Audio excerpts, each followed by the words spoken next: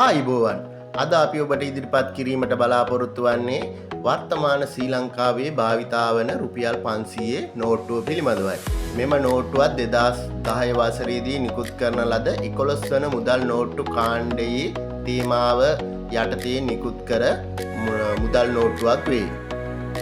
ඒ වගේම මෙම නෝට්ටුවේ ප්‍රමුඛ වර්ණය දම් වර්ණය වේ. පරිමාව දිග මිලිමීටර් 143ක්ද පළල මිලිමීටර් 67ක්ද පමණ වේ. දැන් අපි මෙම නෝට්ටුවේ මුහුණත පැත්ත පොඩ්ඩක් විමසා බලමු. මේ ප්‍රධානම කොළඹ නගරයේ පිහිටි ලෝක වෙළඳ මධ්‍යස්ථානය හා ලංකා බැංකු මූලස්ථානය කලාකරුවෙකුගේ නිර්මාණයන් ලෙසින් සහ පසුබිමින් මහනුවර ලංකාතිලක විහාරයේ දර්ශනයක්ද දක්නට ලැබේ.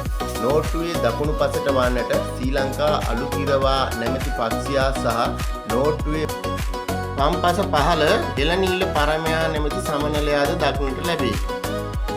දැන් අපි මෙම නෝට්ටුවේ අනිත් පස හරවා බලමු.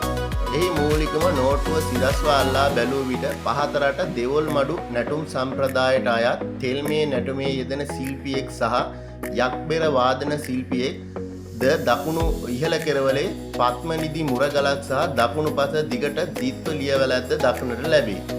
ඉතින් යාළුවනේ මෙම වීඩියෝ බැලීමෙන් ඔබගේ දැනුමට යමක් එකතු වුණේ නම් අපගේ Ceylon coin lab YouTube channel එක subscribe කරන්න අමතක කරන්න එපා.